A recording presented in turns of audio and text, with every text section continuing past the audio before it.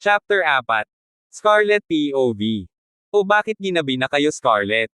Anong oras na Pagbubunganga na wika ni Mama Carmen. Tipid naman akong ngumiti dito. Alam kong galit na ito kasi sa pangalan ko palang buong-buo na ang pagkakasabi. Nakayuko lang ako habang nagsasalita si Mama. Napalingon naman ako kay Patrick nang magwika ito. Pasensya na po tita. Umikot pa po kasi kami sa kabilang daanan. Wala na po kasing masasakyan na tricycle. Kaagad na sagot nito sabay tingin sa akin. Tinaasan ko naman ito ng kilay. Anong walang masasakyan? Ang dami pang masasakyan kanina, may kalokohan kasing ginawa kaya ganoon. Palusot pa ang G*O. Bulong ko sa aking sarili. Tumango lang naman si Mama. Paniwalang paniwala naman sa paliwanag ni Patrick. Ambot sa imo. Oo nga ma. At isa pa, nagkita lang kami niyan sa paradahan ng tricycle kanina. At napag-alaman ko din na ang punta niya pala dito sa bahay, kaya nakisabay na lang din ako. Segunda ko naman na pagsisinungaling dito.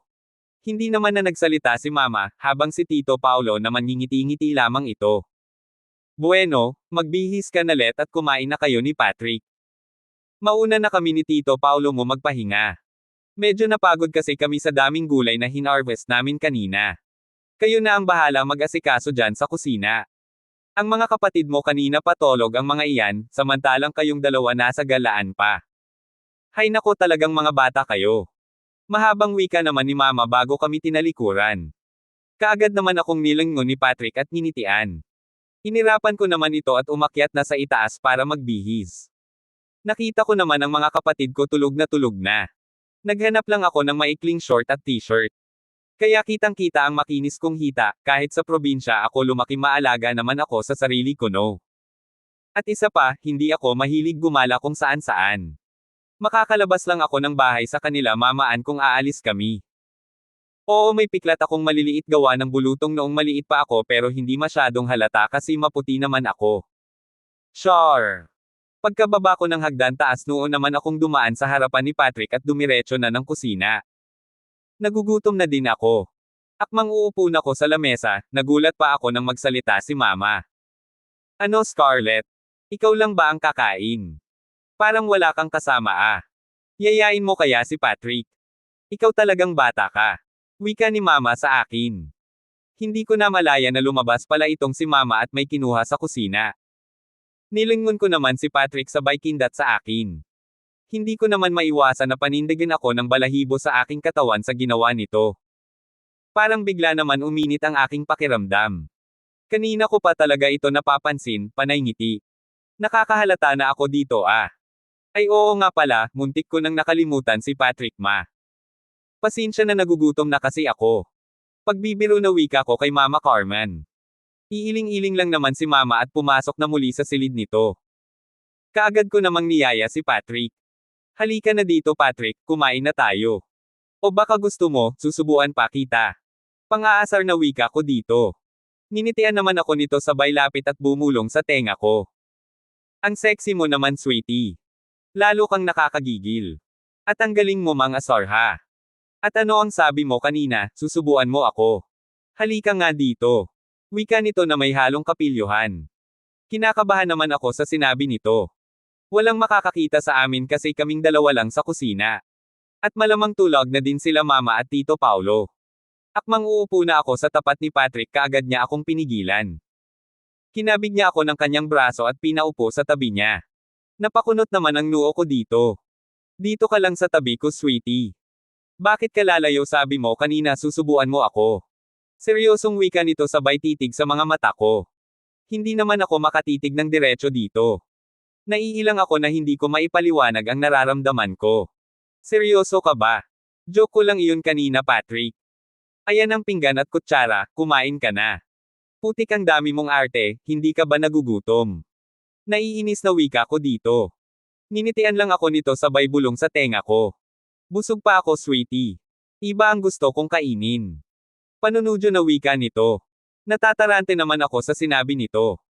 Pinanlakihan ko ito ng mata sabay tayo. Gustong-gusto ko na talaga itong batokan, kanina pa talaga ako nito binubweset. Bigla tuloy nawala ang gutom ko dahil sa sinabi nito. Di punggol nga obra. Pervert. Kung ayaw mong kumain, magpakain ka naman. Grabe iyang kapilyuhan sa utak mo Patrick kung ano-ano ang naiisip mo. Pabulong na wika ko dito. Hindi naman ako pwedeng sumigaw dahil tulog na silang lahat. Kaming dalawa na lang ni Patrick ang gising at dilat na dilat pa ang mga mata. Ngumiti lang ito at parang wala lang sa kanya ang sinasabi ko. Hinawakan pa ako sa kamay sabay hila sa tabi niya. Gusto kong pumalag kaso, nakapulupot ang braso niya sa bewang ko. Hinayaan ko na lang siya at kumain na ako. Wala akong pakialam kung kakain ba siya o hindi. Basta ako, lamon lang ako ng lamon at hindi na nga ako gumamit ng kutsara. Nagkakamay lang ako. Pritong isda naman kasi ang ulam kaya mas masarap pag magkamay lang. Hindi nga kumain itong si Patrick, baka nga busog pa ito. Nakatingin lang sa akin habang lumalamon ako. Bahala siya sa iyang kinabuhi hindi ako nagpatinag sa tingin niya basta mamaya busog ako. Habang nakangiti itong nakatingin sa akin may kapilyuhan akong naisip. Ninitian ko naman ito. Patrick ang cute mo. Wika ko dito sabay subo ng kanin sa bibig nito. Nagulat naman ito at napanganga naman ito bigla. Marahil nagtataka din ito sa ginawa ko. Ninisihan ko lang naman ito. Kanina pa ako naiinis dito iyon ang pinakaayaw ko sa lahat ang pinapanood akong kumakain. Kaya mas mabuti na din na sungal-ngalin mo ng kanin ang bunganga. Sweetie ang sarap pala. Isa pang ang subo, nagugutom tuloy ako. Ikaw nag-umpisa nito ha. Kaya tapusin mo. Pang-asar na wika nito. Inirapan ko naman ito sabay inom ng tubig. Parang nasasarapan ata ito sa kamay ko Pwede ba? Umayos ka nga. Ito kutsara at pinggan, kumain ka na. Sagot ko dito sabay bigay ng pinggan at kutsara. Nakita ko naman na inusag niya ito. Lalo namang napakunot ang noo ko dahil sa ginawa niya. Scarlett sweetie, gusto ko ikaw mismo ang magsubo sa akin. Mas masarap kasi ang kamay mo kaysa kutsara. Sagot nito sabay kindat. Naiilang naman ako dito. Ang arty naman nitong pisti na ito. Wala na talaga akong nagawa kundi sinubuan ko na lang siya. Mas lalo kaming magtatagal dito sa kusina dahil lang sa diskusyon namin. Pagkatapos namin kumain niligpit ko lang ang pinagkainan at umupo muna saglit sa munting sala nila Mama Carmen. Nagpababa lang ako ng kinain, sobrang busog ko kasi. Maya-maya ay lumapit din si Patrick at umupo sa tabi ko. Inaantok ka na ba sweetie? Kaagad na tanong nito. Umiling naman ako dito sabay sagot. Hindi pa naman. Maikli kong sagot dito. Ngumiti naman ito sabay hawak sa kamay ko. Ito na naman siya, may pahawak-hawak na naman sa kamay.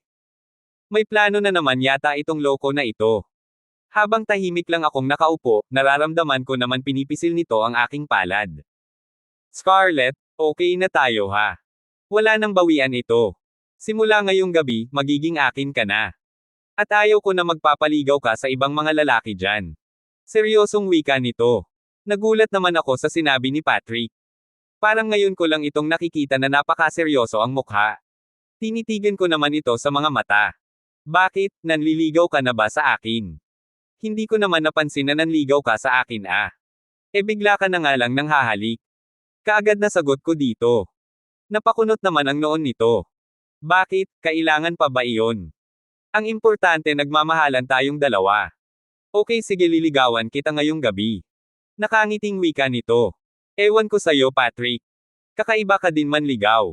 Mas nauna iyon romansa bago ligawan. Gan-earn. Sagot ko naman dito. Humalakhak naman ito sabay pindot ng ilong ko. Hinarap naman ako nito sabay titig sa aking mga mata. Hindi naman makadiretso ang tingin ko dito at kaagad akong yumoko. Basta naiilang ako dito habang tinatitigan niya ako. May kung ano akong nararamdaman na hindi ko maintindihan sa tuwing tinatitigan ako ni Patrick. Scarlett sinasagot mo na ba ako ngayon? Oo hindi lang naman ang isasagot mo, wala namang mahirap doon sa tanong ko. Diretsa ang tanong nito sa akin. Hindi ko alam kung matatawa ba ako sa ekspresyon ng mukha nito. Parang ang lungkot-lungkot kasi ng mukha at ibang-iba ang Patrick na nakikita ko ngayon sa harapan ko. Ang Patrick na sobrang pilyo at laging nambubuwisit palagi sa akin heto siya ngayon seryosong-seryoso na nakatitig sa akin. Para may kung anong awa akong nararamdaman dito habang nakatitig ako. Biglang nawala ang pagkainis ko dito. Inaamin ko na mahal ko na si Patrick, unti-unti nang nahuhulog ang loob ko dito. At isa pa, hindi na siya iba sa pamilya namin. At para tuloy akong nagigilty ngayon. Dahil hinintay pala ako nito ng 3 taon, pero hindi man lang ako nagparamdam dito. Nakangiti naman akong napatitig dito habang hinahaplos ko ang mukha nito. Oo na, sinasagot na kita Patrick. Pero sana, kaya mo pang maghintay hanggang sa makatapos ako sa pag-aaral. Sana, naintindihan mo ako. Nakita ko naman ang pagningning ng mga mata nito habang titig na titig sa akin. Yes, thank you so much, sweetie. Asahan mo, hinding-hindi kita bibiguin. Mamahalin kita sa abot ng aking makakaya, pangako ko iyon sa iyo. Wika nito sabay yakap sa akin. Ginantihan ko din naman ito ng yakap para naman maramdaman din niya na mahal ko din siya. Hinaplos ni Patrick ang aking mukha at kaagad na hinalikan ang aking labi, agad ko naman itong tinugon. Mag-iinarte pa ba ako mahal ko din naman ito. Hindi naman nagtagal ang aming paghahalikan, at narinig ko pa ang sabi ni Patrick. May limitasyon tayo sweetie. Kaya, matutulog na tayo. Hanggang dito na lang muna ang loveng-loveng natin. Dahil gusto kong makapagtapos ka muna sa pag-aaral mo. I love you sweetie. Wika nito na may halong lambing. Napakagatlabi naman ako sa ginawa nito. Ang cute naman niya, may limitasyon pa pala itong nalalaman. Akala ko kasi sobrang L*B*G nito. Hindi naman pala, iba kasi ang pagkakilala ko dito. Mabait naman pala itong si Patrick at may respeto. Kinikilig tuloy ako sa ginawa nito. Hindi naman nagtagal ay pumasok na kami sa loob ng bahay. Binigyan ko lang ito ng higaan at iniwanan na ito sa ibaba. Ako naman ay umakyat na sa itaas para tumabi sa mga kapatid ko. Kinaumagahan, nagising ako sa ingay ng mga kapatid ko. Pupungas-pangas akong bumangon sa higaan at kaagad na bumaba. Nagtataka pa ako dahil nandoon din si Patrick. Nakaupo sila sa lamesa at parang may pinapanood. Dahil sa kuryosidad lumapit ako sa kanila at kaagad na sinilip kung ano ang kanilang ginagawa. Nagulat pa ako nang biglang napalingon si Patrick sa akin. O gising ka na pala. Good morning. Siguro nagising ka sa ingay ng mga kapatid mo. Nakangiting wika nito. Ninitian ko lang naman ito at dumiretso na sa kusina. Naabutan ko si Mama Carmen na nagluluto na ng almusal. Ano, nagising ka sa ingay ng mga kapatid mo? Tuwang-tuwa sila dahil may pinapanood sila sa cellphone ni Patrick. Magkape ka na, timplahan mo na lang din si Patrick dahil hindi pa iyon nakapagkape. Kanina ko pa iyon sinabihan na magkape na pero ang sabi niya hintayin ka daw niya. Mahabang wika ni Mama Carmen. Napataas naman ako ng kilay dito. At talagang hinintay pa ako ha. Hindi ko naman dala yung kape para hintayin niya ako. Pagkatapos ng pag-uusap namin ni Mama kaagad akong nagtimpla ng 2 basong kape. Ibinigay ko na kay Patrick ang isang baso at agad akong lumabas sa balkonahe. Nakita ko naman si Patrick na kaagad sumunod sa akin habang nakangiti ito. Parang ang ganda ng umaga nito ah. Ano kaya ang kinain ni Patrick? Bulong ng aking isipan. Kaagad itong tumabi sa akin at humigop ng kape na bitbit nito. Scarlett, uuwi ka ba ngayon? Hindi ba may project ka pang ipapagawa? Anong project ba iyon? Sunod-sunod na tanong nito. Napalingon naman ako dito at ngumiti. Tingnan ko mamaya kung matatapos ang project na ipapagawa ko. Pero kapag hindi pa matatapos siguro baka bukas na lang. Mahinahon na sagot ko dito. Napatitig naman si Patrick sa akin at may pagtataka sa mga mata. Himala yata. Mukhang hindi na tayo nagtataray ngayon ah. Iba pala talaga pag in love.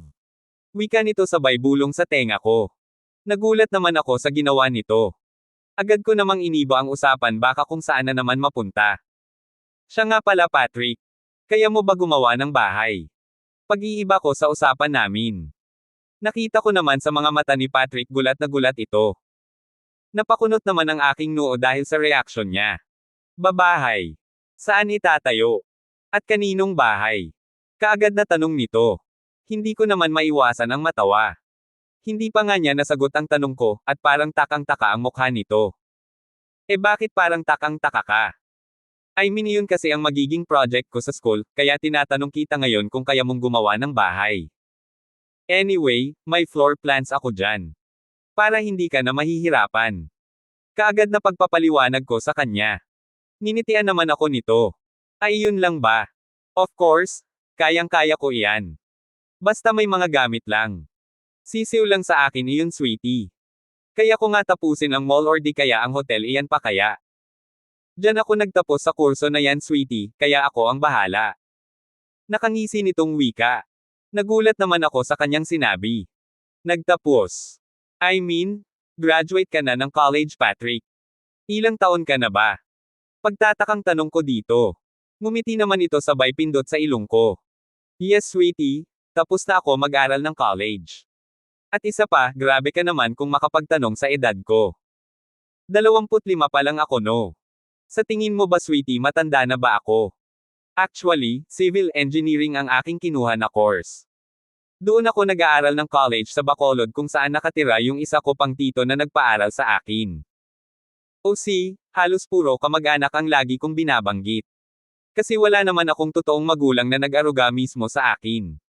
Ang mga kamag-anak ko lang ang nagbihis sa kung ano ako ngayon. Ang tito Oliver ko ang nagpaaral kung saan sila mismo ang nagpalaki sa akin. Mahabang pagpaliwanag ni Patrick. Kita ko pa dito na parang namumula na ang kanyang mga mata. Parang may kung anong kumurot naman sa puso ko na hindi ko maipaliwanag.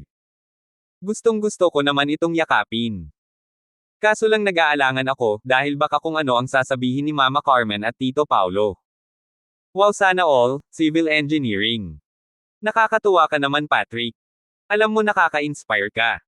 Kahit ganoon na hindi ang magulang mo ang nagpaaral sa iyo, at least may kamag-anak ka na nagkusang loob na mag-provide sa iyo na magandang kinabukasan. Humahangang wika ko dito. Nakangiti naman ito sa akin sabay hawak ng aking kamay. Well, ikaw din naman, sweetie. Hinahangaan din kita ng sobra. Tingnan mo nga, malapit ka na din makatapos ng high school dahil sa pagpersigi mo. Kaya sweetie, pagbutihin mo ang iyong pag-aaral para kahit papaano makatulong ka sa pamilya mo. Nandito lang ako handang magsuporta sa iyo hanggang sa makatapos ka. Seryosong wika ni Patrick. Hindi ko naman mapigilan ang aking sarili na mapaiyak. O bakit ka umiiyak? May nasabi ba ako na hindi mo nagustuhan? Nag-alalang tanong nito. Agad naman akong umiling. Nakakaiyak kasi ang sinabi mo. Tagos hanggang buto ang paalala mo sa akin. Pero salamat ha, ang swerte ko naman sa iyo. Maliban sa may boyfriend na ako, may kuya pa. Panunudyo na wika ko dito. Ninisihan naman ako nito sabay pindot sa ilong ko.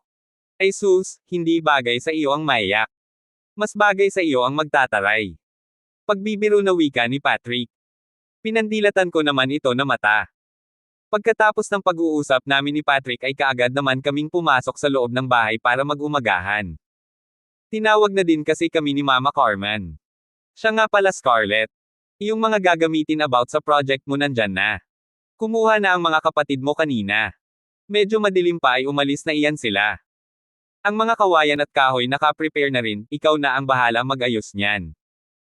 Kung may mga kailangan ka pa sabihin mo na lang. Wika ni Mama Carmen. Ngumiti naman ako dito at nagpasalamat. Sinabi ko na rin kasi kay Mama kagabi ang tungkol sa pagpunta ko dito. Kailangan ko ng mga kahoy at kawayan para gagamitin sa project ko. Siguro maaga pinakuha ni Mama ang mga nakababata kong kapatid. Kaya naka-prepare na ang mga kahoy at kawayan. Pagkatapos namin kumain, kaagad inayos ni Tito Paulo ang mga kawayan at kahoy upang gagamitin ko sa paggawa ng aking project. Samantalang si Patrick naman, tinitingnan ang floor plans kung paano umpisahan ang paggawa ng project na bahay. Lumipas ang ilang mga oras ay sa wakas nabuo na rin ang aking project. Saglit lang itong pinag-isipan ni Patrick at nabuo niya kaagad. Humahanga talaga ako sa kanyang taglay na abilidad. Dahil medyo ginabi na rin natapos ang aking project, napag-isip-isip ko na dito na lang muna matulog ulit sa bahay. Dahil tapos naman na ang aking project, nagpaalam na si Patrick na uuwi na ito sa kanyang tito dahil may importante daw na gagawin. Medyo nalulungkot naman ako dahil umuwi na ito. Pero okay na rin dahil natapos na rin naman ang aking project at wala naman na siyang gagawin dito sa bahay. Padilim na nang umalis ito. Pagkatapos namin maghapunan ay kaagad akong umakyat sa itaas dahil feeling ko pagod na pagod ako at masakit ang aking ulo. Parang sobrang sama ng aking pakiramdam na hindi ko maintindihan. Ang mga kapatid ko naman ay sumunod na rin sa akin. Dahil walang cellphone, syempre maaga silang natutulog. Saka lang naman sila makakahawak ng cellphone pag nandito si Patrick. Ganoon ka-close ni Patrick ang mga kapatid ko, ultimo gamit nito pinapahiram. Hindi ko na malaya na nakatulog pala ako sa sobrang sama ng aking pakiramdam. Naalimpungatan pa ako nang may tumapik ng dahan-dahan sa akin. Pagmulat ng aking mga mata na aninagan ko si Mama Carmen habang nakangiti ito. Ano ang nangyari sa iyo, Let? Bakit ka nakatalokbong ng kumot ang init-init? Nilalagnat ka ba? Nag-aalalang wika ni Mama. Kaagad naman itong hinawakan ng aking noo. Nakita ko naman sa mga mata ni Mama na nag-aalala ito. Ayos lang ako, Ma. Huwag kang mag-alala, mawawala din ito mamaya. Bakit niyo po ako ginising, may kailangan ba kayo? Kaagad na tanong ko kay Mama Carmen. Tumango naman ito. Si Patrick nasa ibaba, hinihintay ka. Ano, kaya mo bang bumaba? Kung hindi mo kayang bumaba huwag mong pilitin ang sarili mo. Wika ni Mama Carmen. Nagulat naman ako sa sinabi ni Mama. Buong akala ko hindi na babalik si Patrick. At isa pa, wala naman itong nabanggit na babalik ito. Nagayos lang ako ng aking sarili at kaagad na bumaba. Nakita ko naman si Patrick na nakabihis na ito at may mga dalang supot. Napatingin pa ito sa akin habang bumababa ako ng hagdan.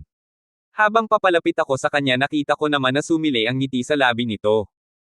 O bakit ka bumalik? Gabing-gabi na. Buti naman hindi ka nilapan ng aswang dyan sa daan. Siguro umuwi ka lang talaga para magbihis. Kaagad na wika ko dito. Napangiti naman ito ng malapad. Si Mama naman pumasok na din sa kwarto para magpahinga na. Kaya kaming dalawa na lang ni Patrick sa sala. Kumain ka na ba? At ano iyang mga dala mo, bakit may mga supot kang bitbit? Ano iyon, ng grocery ka pa? Tanong ko ulit dito. Hindi naman na ito nagsalita at hinela ako sa tabi nito upang maupo. Nakita ko naman na biglang sumalubong ang kilay nito. Kaagad na hinawakan nito ang aking noo. Nilalagnat ka ba, Scarlett? Bakit ang init-init mo? Natatarantang tanong nito. Tumango lang naman ako dito. Agad naman na umiling-iling si Patrick. Ayos lang ako, Patrick. Kayang-kaya ko ito. Ganito talaga ako pag malapit na ang aking dalaw, nilalagnat ako at sumasakit yung puson ko. Diretsahan na wika ko dito. Nakita ko naman ang seryosong mukha ni Patrick. Ang ibig mong sabihin, dysmenorrhea ang nangyari sa iyo ngayon. Siguro mahilig ka sa maaasim kaya ganyan nangyari sa iyo. Sagot nito sa akin. Nagtataka naman ako dito. Paano niya nalaman ang word na dysmenorrhea, sa babae lang naman iyan nangyayari. Kaagad naman akong tumango dito habang napangiwi. Nararamdaman ko na kasi na sobrang sakit na talaga ng aking puson. Hindi na talaga ito biro para na akong nahihilo. Kaagad na tinawag ni Patrick si Mama Carmen upang humingi ng gamot na pain reliever. Pupungas-pangas naman na lumabas si Mama sa kanilang silid. Alam kong mahimbing na itong natutulog. Pagkakuha ni Mama ng gamot kaagad itong inabot ni Patrick at binuksan. Agad naman itong ibinigay sa akin para mainom ko na. Pagtapos kong uminom ng gamot, ipinikit ko ang aking mga mata para makapagpahinga. Hindi na rin ako umakyat sa itaas at dito na lang ako nagpahinga sa sala. Si Mama naman kaagad naman na pumasok sa kwarto at kumuha ng pwedeng ilatag dito sa sala, para higaan naman ni Patrick. Bali sa mahabang upuan lang ako nakahiga. Hindi ko na namalaya na nakatulog na ako. Napabalikwas pa ako ng bangon nang may nakapa ako sa tabi ko. Nakita ko si Patrick na tulog ito. Nagtataka pa ako paano ako nakalipat dito sa ibaba, ang pagkakaalam ko nasa upuan ako kanina nakatulog. Akmang babangon na sana ako nang may naramdaman ako sa aking hinihiga na basang-basa ito. Oh my goodness, naliligo na ata ako ng dugo nito. Dahil sa pagkataranta kaagad kong ginising si Patrick. Bigla naman itong napabangon at gulat na tumitig sa akin. Okay ka lang ba, sweetie? Ano ang nangyari sa iyo? Agad na tanong nito sa akin habang pupungas-pungas ang mata. Itinuro ko naman sa kanya ang aking hinihigan. Gulat na gulat itong napatingin sa akin. Huli na nang ma-realize ko bakit ko pala itinuro sa kanya ang aking niriglahan. Umander na naman ang aking kagagahan. Hindi ko man lang naisip na lalaki pala itong kaharap ko. Kaagad itong tumayo at naghanap ng pangtapal sa higaan. Nakita pa nito na may towel na nakasabit sa may pintuan at kaagad niya itong kinuha at binalabal sa akin. Kaagad naman ako nitong inalalaya na tumayo. Sweetie, saan nakalagay ang dadamit mo? Ako na ang aakyat sa itaas.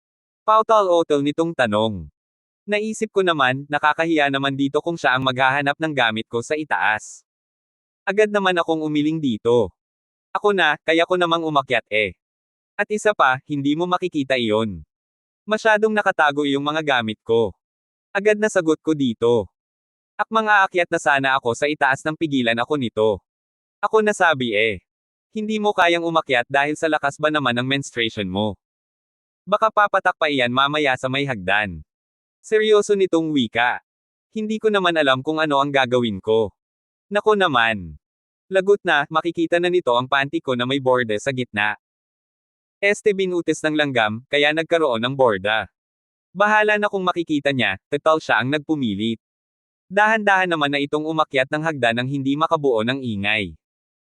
Sinabi ko na din dito kung saan niya kukunin ang gamit ko. Pagkababa nito agad niyang ibinigay sa akin ang isang short, t-shirt at may kasamang panty. Buti na lang hindi niya nakikita ang mga panty ko na may borde sa gitna. Baka kapag nakita nito aasarin lang niya ako. Habang nagpapahinga na ako nakita ko naman si Patrick na printing nakaupo sa upuan. Nakatingin ito sa akin habang nakita ko sa mukha nito ang pag-aalala. Okay lang ako Patrick.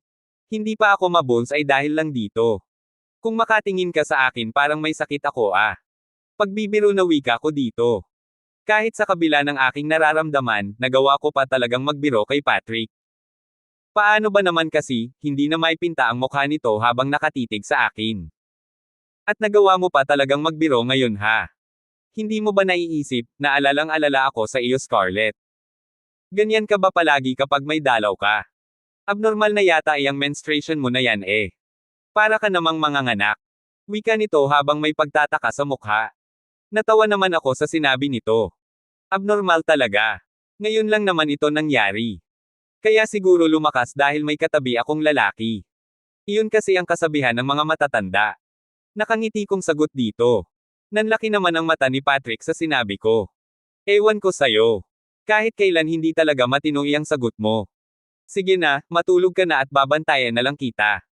Kaagad naman na wika nito. Seryoso naman akong napatitig dito. Patrick halika na dito. Tumabi ka na dito sa akin. Kawawa ka naman kung sa upuan ka ihiga. At isa pa, wala ka namang gagawin sa akin diba? Wala sa sarili na wika ko kay Patrick. Kaagad naman itong ngumiti at lumapit sa akin. Seryoso ka ba sweetie? Kung ganoon, sige dito na ako matulog sa tabi mo. Sagot naman nito. Agad naman akong tumango dito at tumalikod na. Pabaling-baling naman ako sa aking higaan dahil parang hindi ako makatulog. Medyo may kalayuan naman ang aming distansya sa higaan ni Patrick pero bakit parang ramdam ko ang init niya. Diyos me naman, ano ba ito? Maya-maya pa ay naramdaman ko ang kamay ni Patrick na hinela ako.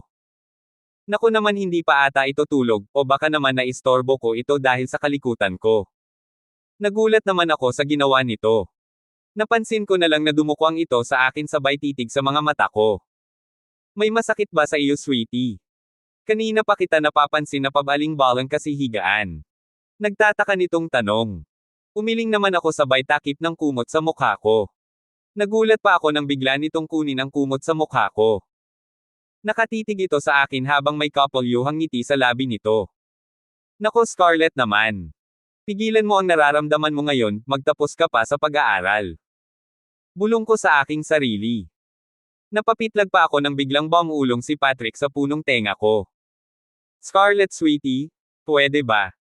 Kanina pa ako nagbibigil eh. Hindi ko na kaya ang nararamdaman ko sayo.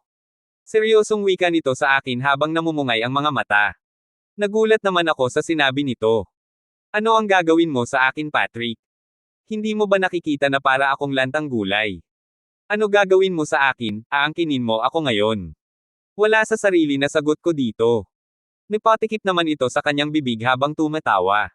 Napakunot naman ang noo ko dahil sa reaction nito. Ako ang bahala sweetie. Magtiwala ka lang sa akin. Sagot nito at agad na hinalikan ako sa labi. Napatulala naman ako sa ginawa nito. Bigla-bigla na lang itong nanghahalik na hindi man lang humingi sa akin ng permiso. Ano naman ba ito Patrick ang ginawa mo sa akin? Ito ang kahinaan ko eh, bigla na lang ako nitong hahalikan na hindi nagpapaalam. Bulong ko sa aking isipan. Habang hinahalikan ako ni Patrick nararamdaman ko naman na lumilikot na ang kamay nito. Nagpatianod na lang din ako sa kanyang ginawa. Nararamdaman ko pa na parang lumakas ang aking menstruation. Sweetie I love you so much. Kahit anong mangyari, sa akin ka lang ha. Bulong nito ng sandaling humiwalay ang aming labi sa isa't isa. Napatango naman ako dito. Nakita ko naman na sumilay ang ngiti sa labi ni Patrick habang titig na titig sa mga mata ko. Nagtagal pa ang aming halikan hanggang sa mapusok na kami sa isa't isa. Nakakuyampit na rin ang braso ko sa leeg ni Patrick. Naramdaman ko pa na medyo maluwag na ang aking B*A at malaya na niyang naipasok ang kanyang palad sa aking dalawang bundok. Napaungol naman ako sa ginawa nito. Parang may kung anong pakiramdam na hindi ko maipaliwanag. Nanlaki naman ang aking mga mata nang maramdaman ko na ibinaba nito ang kanyang kamay sa aking puson. Dahil sa pagkabigla na itulak ko si Patrick. Nagulat naman ito sa aking ginawa. Patrick, ano ba? Akala ko ba hanggang sa itaas lang muna tayo, bakit parang bumababa na iyong kamay mo? Isa pa, may menstruation ako. Kaagad na wika ko dito. Nakita ko naman ang mukha nito na parang natalo sa loto. Hindi ko mapigilan matawa dito. I'm sorry, sweetie. Hindi ko napigilan ang sarili ko. Hindi ko na kasi kaya eh. Parang sasabog na ito. Sagot ni Patrick na parang hindi ko maintindihan ang mukha nito. Napakunot naman ang noo ko kung ano ang ibig sabihin ng sasabog. Ano ba ang sasabog sa iyo? Inosenting tanong ko dito. Seryoso naman itong nakatitig sa akin at kaagad na hinawakan ang kamay ko at inilapat sa gitna ng hita nito. Nanlaki naman ang aking mga mata at agad na hinablot ang kamay ko. S*T Patrick. Ano ba iyan? Bakit ang? Hindi ko na natapos ang aking sasabihin dahil bigla nitong tinakpan ang bibig ko at sabay bulong sa punong tenga ko. Please sweetie. Pa-help naman oh.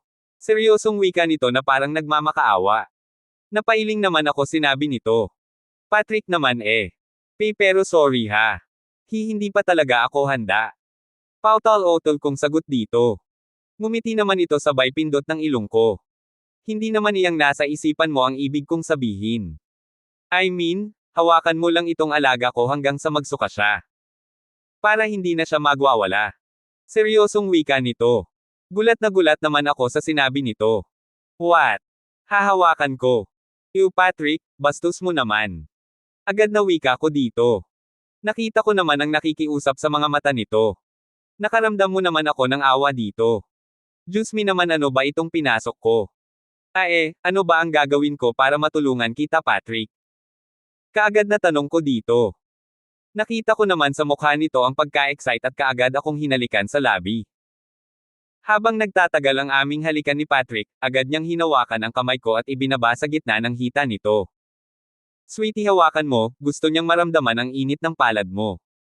Bulong nito sa punong tenga ko. Agad naman akong tumango at sinunod ang sinabi nito. Naramdaman ko naman na naging mapusok ang paghalik ni Patrick sa akin.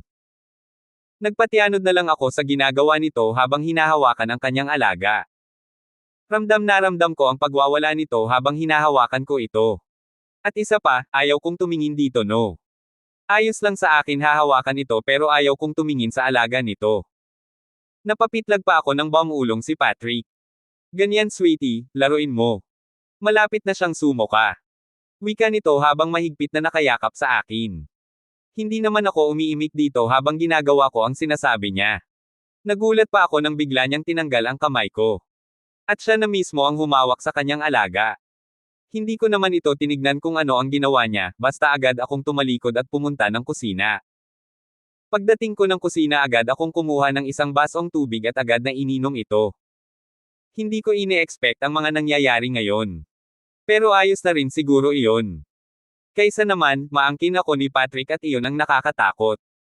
Muntik pa akong nabilawkan ng tubig nang maramdaman ko na nakapulupot ang braso ni Patrick sa aking baywang. Agad naman akong napalingon dito. Ayos ka na ba sweetie? Thank you so much ha, dahil sa ginawa mo nakaraos ako. Masayang wika nito at agad humalik sa aking noo. Ninitian ko lang naman ito. Of course Patrick, ayos lang ako. Ikaw ba, okay ka na? Nakangiting sagot dito. Masaya naman itong tumango at hinawakan ako sa kamay sabay hila papuntang sala.